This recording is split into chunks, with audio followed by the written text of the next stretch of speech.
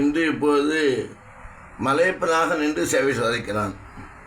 உடனுரை மார்பா என்று கூறியது போல் பத்மாவதி தாயாருடன் சீனிவாசன் ஸ்வயம் பிரகாசமான தெய்வம் நின்று சேவை சாதிக்கிறார்கள்.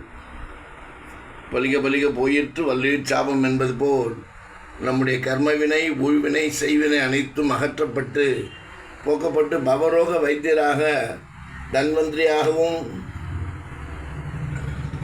அனைத்தும் நானே, அனைத்திலும் நானே, அனைத்திற்கும் நானே என்பதை நிரூபித்து காட்டுவதற்காக சீனிவாசனாக, சிவப்பிரியாக மலையப்ப சுவாமி நின்று சேவை சாதித்து அருள் பாலிக்கிறார்.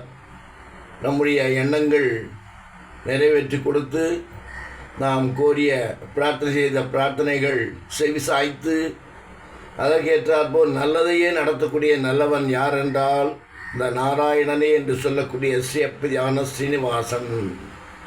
ஸ்ரீ இருந்தால்தான் புருஷனுக்கு லட்சணம் என்பது போல் தாயாரை பக்கத்திலே வைத்துக்கொண்டு கிருபையை அள்ளி அள்ளி கொடுத்து நம்பியோருக்கு, நம்பினோருக்கும், நம்பி வந்தோருக்கும் அள்ளி கொடுக்கும் வள்ளலாக திகழ்கிறார். சௌபாகியத்தை அளிக்க கொடுக்கக்கூடிய மகாலட்சுமி ஸ்வரூபமான பத்மாவதி தாயார். நம்முடைய கர்மவினையும் போயினது, தீவினையும் போக்கப்பட்டது, செய்வினையும் போக்கப்பட்டது.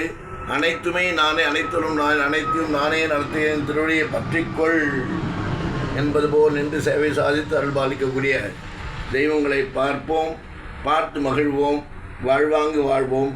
வாழ வைக்கும் வேங்கடமுடைய அணை நித்தியம் அவன் நாமத்தை சொல்லி கரையேறுவோம் என்று கூறிக்கொண்டு ராமானுஜன் திவ்ய திருவடிகளே சரணம்.